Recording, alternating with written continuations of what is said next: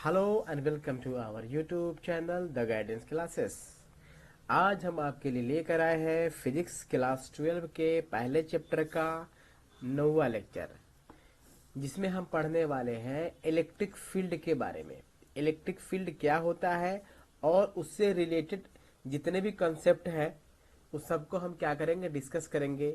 लेकिन सबसे पहले हम आपसे रिक्वेस्ट करना चाहते हैं कि हमारा प्ले लिस्ट बनाया हुआ है इस चैप्टर का, जितना भी लेक्चर प्ले लिस्ट में डला हुआ है पहले चैप्टर का, उसको सबसे पहले आप जा करके वॉच करें, समझें, फिर आगे कंटिन्यू करें। ये हमारा रिक्वेस्ट है। चलिए हम चलते हैं टॉपिक की तरफ। सबसे पहला टॉपिक क्या है आज का?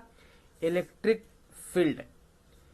इलेक्ट्रिक फील्ड क्या होता है? The region around a charge particle through out which another charge experiences electrostatic force is called electric field. ये क्या बोल रहा है कि किसी चार्ज के चारों तरफ का एक रीजन है। ये चार्ज के चारों तरफ का एक रीजन है। उस रीजन में अगर कोई दूसरा चार्ज, मान लेते ये चार्ज है Q और यहाँ ये चार्ज आपका क्या है, पॉजिटिव है। यहाँ पर जो है इस रीजन में अगर कोई दूसरा पॉजिटिव चार्ज आता है रीजन के अंदर, तो उसको ये पॉजिटिव क्या करेगा, इसको रिपेल करेगा। क्या करेगा? रिपेल करेगा। लेकिन अगर एक दूसरा निगेटिव चार्ज आता है तो वो इसको, ये चार्ज क्या करेगा, अपनी तरफ अट्रैक्ट करेगा। क्या करेगा? अट्रैक्ट करेगा। मतलब या तो उस रीजन में दूसरे चार्ज पर फोर्स ऑफ रिपल्सन लगेगा या फोर्स ऑफ अट्रैक्शन लगेगा, जिसको हम क्या कहते हैं, एक ही वर्ड में इलेक्ट्रोस्टैटिक फोर्स बोलते हैं। मतलब साफ बात है कि जो आपका इलेक्ट्रिक फील्ड है, किसी चार्ज के चारों तरफ का एक रीजन होता है, उसी को हम क्या कहते हैं, इलेक्ट्रिक फील्ड बोलते हैं। मतलब ये इस चार्ज के चारों तरफ का जो रीजन है उसको इलेक्ट्रिक फील्ड कहते हैं। मतलब ये सोर्स चार्ज कहलाया। ये क्या है आपका? Source charge. सोर्स चार्ज मतलब जो चार्ज इलेक्ट्रिक फील्ड प्रोड्यूस कर रहा है, जिसको हम क्या कह सकते हैं, सोर्स चार्ज। और उस फील्ड में अगर मान लेते हैं कोई दूसरा चार्ज है जिस पे फोर्स लग रहा है। क्या लग रहा है? फोर्स लग रहा है। कौन लगा रहा है? ये सोर्स चार्ज लगा रहा है। या तो आपका अट्रैक्टिव फोर्स होगा या तो आपका रिपल्सिव फोर्स होगा। मतलब ये कि फोर्स लगेगा। तो जिस पे फोर्स लगेगा ना, तो उस चार्ज को हम क्या कह देते हैं, उसको कहते हैं हम टेस्ट चार्ज। बहुत सारे बच्चे कंफ्यूज रहते हैं कि सर सोर्स चार्ज और टेस्ट चार्ज में क्या अंतर है। तो सोर्स चार्ज उसको बोलते हैं जो इलेक्ट्रिक फील्ड प्रोड्यूस कर रहा है, और टेस्ट चार्ज उसको बोलते हैं जो उसके फील्ड में फोर्स का अनुभव करता है, फोर्स का एक्सपीरियंस करता है। तो अब बात क्लियर हो गई कि अगर कोई चार्ज है Q जिसके चारों तरफ का फील्ड है, तो ये जो कहलाएगा सोर्स चार्ज कहलाएगा। फिर दोबारा समझ लीजिए, ये आपका सोर्स चार्ज कहलाएगा। और इसके फील्ड में r डिस्टेंस पर कोई दूसरा चार्ज है, मान लेते हैं Q नोट, तो ये इस पे फोर्स लगेगा, तो ये क्या कहलाएगा? टेस्ट चार्ज कहलाएगा आपका। ठीक है, बात क्लियर है। चलिए तो आप लोग क्या करें, इनको डिफिनेशन को नोट करें, हम आगे बढ़ते हैं। इलेक्ट्रिक फील्ड इंटेंसिटी मतलब जिस वर्ड के साथ आपका ये इंटेंसिटी वर्ड आएगा, एक बात समझ लीजिए, इंटेंसिटी वर्ड मतलब कई जगह पे आ सकता है। इलेक्ट्रिक फील्ड इंटेंसिटी मतलब इलेक्ट्रिक फील्ड के स्ट्रेंथ को हम बोलते हैं। इसका मतलब हुआ स्ट्रेंथ ऑफ इलेक्ट्रिक फील्ड। इसका मतलब हुआ strength of electric field. Electric field मतलब इलेक्ट्रिक फील्ड जो है आपका कितना पावरफुल है, इसका जो है मेन मतलब यही होता है, स्ट्रेंथ ऑफ इलेक्ट्रिक फील्ड। अगर यहीं पे इलेक्ट्रिक फील्ड इंटेंसिटी नहीं होता, मैग्नेटिक फील्ड इंटेंसिटी होता, तो स्ट्रेंथ ऑफ मैग्नेटिक फील्ड हो जाता। और इसका डेफिनेशन और भी है कि the force experienced by unit positive charge particle in electric field is called electric field intensity. It is denoted by E vector. मतलब ई वेक्टर का मतलब इलेक्ट्रिक फील्ड आपका क्या है, एक वेक्टर क्वांटिटी है। ठीक है, तो हम लोग क्या समझते हैं, इसको आगे समझते हैं। मतलब ये क्या बोल रहा है, यूनिट पर मतलब +1 कूलम्ब जो आपका चार्ज है ये कितना फोर्स का अनुभव करेगा, उसी को हम क्या कहते हैं, इलेक्ट्रिक फील्ड इंटेंसिटी बोलते हैं। तो मान लेते हैं अगर Q चार्ज है जिसपे अगर आपका फोर्स लग रहा F, तो यूनिट चार्ज पे फोर्स क्या लगेगा, F/Q लगेगा। तो यही F/Q क्या है, आपका इलेक्ट्रिक फील्ड है। तो आपका इलेक्ट्रिक फील्ड क्या हो जाएगा, मैथमेटिकली अगर इसी बात को लिखे तो आपका इलेक्ट्रिक फील्ड बराबर जो हो जाएगा वो हो जाएगा इलेक्ट्रिक फोर्स बाय चार्ज। मतलब जो है, और ये फॉर्मूला आपको एग्जाम में ऑब्जेक्टिव में आ चुका है और आता रहता है कि which of the following is correct. तो आप लोग क्या कर सकते हैं, आसानी से इसको टिक लगा सकते हैं। तो इससे आपका क्या हो जाएगा, F vector is equal to Q into E vector. इसका क्या मतलब है, जो हमारा इक्वेशन नंबर 2 है उसको जरा सही से देखेंगे।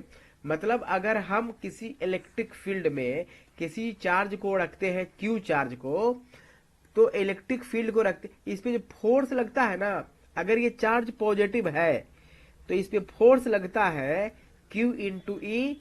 पॉजिटिव चार्ज है तो डायरेक्शन ऑफ फोर्स जो होगा same as the direction of electric field होगा। लेकिन अगर हम बात करते हैं कि उसी इलेक्ट्रिक फील्ड में अगर हमारा एक निगेटिव चार्ज रख देते हैं, ये चार्ज अगर निगेटिव है तो इस पे जो लगने वाला फोर्स है -Q इंटू ई, मतलब उस फोर्स की जो डायरेक्शन हो जाएगी इलेक्ट्रिक फील्ड के डायरेक्शन के अपोजिट रहेगी। इस बात को आप लोग क्या कर लें, नोट कर लें। हम बढ़ते हैं आगे। अब बात करते हैं हम लोग SI यूनिट। तो SI यूनिट जो होगा, चूंकि हमारा जो electric field is equal to क्या है, फोर्स अपॉन क्या है भाई, चार्ज है। तो फोर्स का एस क्या होता है भाई, न्यूटन। तो ऊपर में हमारा न्यूटन रहेगा और नीचे में चार्ज है तो कूलम, तो न्यूटन पर कूलम रहेगा। इसको हम ऐसे लिख सकते हैं Nc-1। अब हम बात करते हैं आगे डायमेंशन के बारे में। किसके बारे में बात करते हैं, डायमेंशन। मतलब इलेक्ट्रिक फील्ड इंटेंसिटी का अगर हम डायमेंशन के बात करें तो देख लेंगे इलेक्ट्रिक फील्ड बराबर आपका क्या है, फोर्स अपॉन क्या है, चार्ज है। तो इलेक्ट्रिक फील्ड का अगर डायमेंशन के बारे में बात किया जाए तो dimension of force upon dimension of charge है ना। तो इसको हम लोग क्या करेंगे, बात करते हैं आगे। इलेक्ट्रिक फील्ड का जो डायमेंशन हो जाएगा आपका, फोर्स का डायमेंशन हो जाता है MLT-2 और चार्ज का जो डायमेंशन हो जाता है वो हो जाता है AT। तो फाइनली जो है आपका MLT, यहाँ पे पावर 1 छुपा हुआ है और डिवाइड में क्या होता है, पावर घटता है तो -2 में से 1 घट जाएगा तो -3 और A माइनस क्या हो जाएगा, 1 हो जाएगा।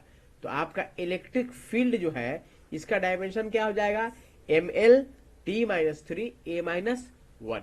इसको आप लोग नोट करें। हम आगे बढ़ते हैं। नेक्स्ट है आपका electric field intensity. Electric field intensity due to a point charge. अच्छा, पॉइंट चार्ज का मतलब क्या होता है, इसको थोड़ा समझ लेंगे हम। हर जगह आपका आता है पॉइंट चार्ज और पॉइंट मास। तो पॉइंट चार्ज का मतलब होता है कि जिसका आपको चार्ज का मैग्नीट्यूड क्या हो, बहुत कम हो। मतलब चार्ज का क्या हो, मैग्नीट्यूड आपका बहुत कम हो। अगर पॉइंट मास की बात की जाए तो मास का जो वैल्यू है बहुत कम हो, है ना, तो हम उसको पॉइंट मास बोलेंगे। और चार्ज का वैल्यू के बारे में बात करेंगे तो चार्ज का जो वैल्यू है वह बहुत कम होगा, वेरी स्मॉल होगा, जिसको हम क्या कर सकते हैं, पॉइंट चार्ज बोल सकते हैं। तो चलिए हम बढ़ते हैं टॉपिक की तरफ। हमारा मान लेते हैं यहाँ पर कोई पॉइंट चार्ज है Q, जिससे R डिस्टेंस पर हमको मान लेते हैं कोई पॉइंट P है जिसपे हमको पता करना है कि इलेक्ट्रिक फील्ड जो है उसका स्ट्रेंथ कितना होगा, इलेक्ट्रिक फील्ड की वैल्यू क्या होगी। ठीक है, तो सबसे पहले हम बात करते हैं आपको कि अगर यहाँ पर कोई टेस्ट चार्ज को Q नोट को ला करके रख देते हैं तो इस टेस्ट चार्ज Q नोट पर कितना फोर्स लगेगा, इसके बारे में हम डिस्कस करते हैं। तो test charge Q naught, the force experienced by the force on charge Q naught is. अब चार्ज Q नोट को हम टेस्ट चार्ज बोल सकते हैं। इज किसके, मतलब क्यू चार्ज इस पे फोर्स लगाएगा, या तो आपको एट्रैक्टिव फोर्स होगा या रिपल्सिव फोर्स होगा। तो आपको क्या हो जाएगा, फोर्स इज इक्वल टू आपको कूलम्ब के हिसाब से 1/4πε0 और दोनों चार्ज का multiplication Q into Q naught by R square. ये हमारा रहा मतलब इस क्यू नोट चार्ज पे लगने वाला फोर्स। अब हम क्या करते हैं दोस्त, पता करते हैं कि इलेक्ट्रिक फील्ड की वैल्यू क्या होगी। तो hence electric field intensity is, electric field intensity जो है आपका वो आपका क्या है, फोर्स अपॉन क्या है, चार्ज है। Electric field is equal to आपका क्या हो जाएगा, फोर्स अपॉन क्या है, क्यू नोट है। अब फोर्स की जो वैल्यू है आपको पता है 1/4πε0 Q into Q naught by R square upon Q naught. अब देखो क्यू नोट से क्यू नोट क्या हो जाएगा, कैंसिल्ड हो जाएगा। तो आपका फाइनली जो है इलेक्ट्रिक फील्ड का जो वैल्यू हो जाएगा वो क्या हो जाएगा भाई, 1/4πε0 क्यू बटा आर स्क्वायर। इसको हम मान लेते हैं इक्वेशन नंबर 3। तो इससे अगर इक्वेशन नंबर 3 को देखा जाए तो क्या हो जाएगा, electric field is inversely proportional to R square. तो एग्जाम में क्वेश्चन कभी कभी आता है कि electric field due to a point charge is, ऐसा क्वेश्चन आएगा आपका, देख लेंगे। क्वेश्चन कभी कभी एग्जाम में आता है ऑब्जेक्टिव में, electric field due to point charge Q is, ऐसा। तो पहला ऑप्शन में रहेगा electric field directly proportional to R, दूसरा ऑप्शन रहेगा electric field directly proportional to R square, तीसरा ऑप्शन रहेगा electric field inversely proportional to R, और चौथा ऑप्शन रहेगा electric field inversely proportional to R का पावर 2। तो आपके पास ऐसा क्वेश्चन देखने को मिल सकता है। तो आपका इसका आंसर क्या हो जाएगा भाई, electric field inversely proportional to R square. तो हम लोग क्या करेंगे, इसको नोट करेंगे। हम आगे बढ़ते हैं।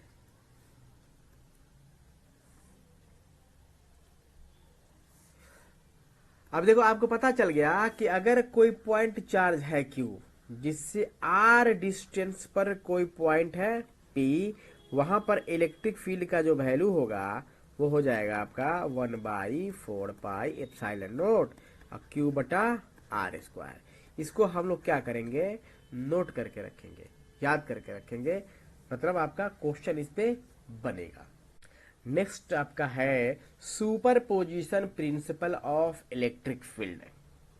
तो आप लोगों को पता चल चुका है कि अगर कोई टेस्ट चार्ज है Q, कोई पॉइंट चार्ज है Q, जिससे R डिस्टेंस पर इलेक्ट्रिक फील्ड का जो इंटेंसिटी होता है 1/4πε0 क्यू बटा आर स्क्वायर होता है, ये आपको मालूम है।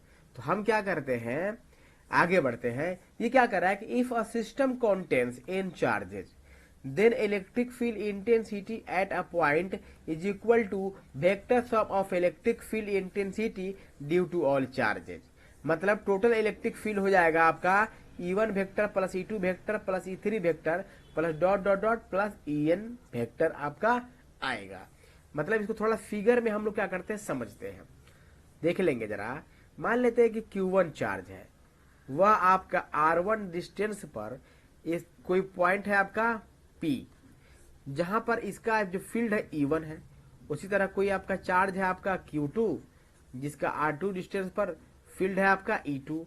उसी तरह आपका क्या है, Qn चार्ज है, जिसका Rn डिस्टेंस पर आपका क्या है, En इलेक्ट्रिक फील्ड है आपका। ठीक है, तो आपका कह रहा है कि इस पॉइंट P पर टोटल इलेक्ट्रिक फील्ड क्या होगा। तो जितना भी इलेक्ट्रिक फील्ड प्रोड्यूस हुआ है हर इंडिविजुअल चार्ज के द्वारा, उसका नेट इलेक्ट्रिक फील्ड जो होगा ना, सभी का वेक्टर एडिशन होगा। यही बोल रहा है आपका सुपरपोजिशन प्रिंसिपल। सुपरपोज का मतलब होता है जुड़ जाना, मतलब यहां पर वेक्टर सम की बात हो रही है। ठीक है, तो अभी क्या करते हैं, आज के लेक्चर में इतना ही, बाकी हम बात करेंगे अगले लेक्चर में।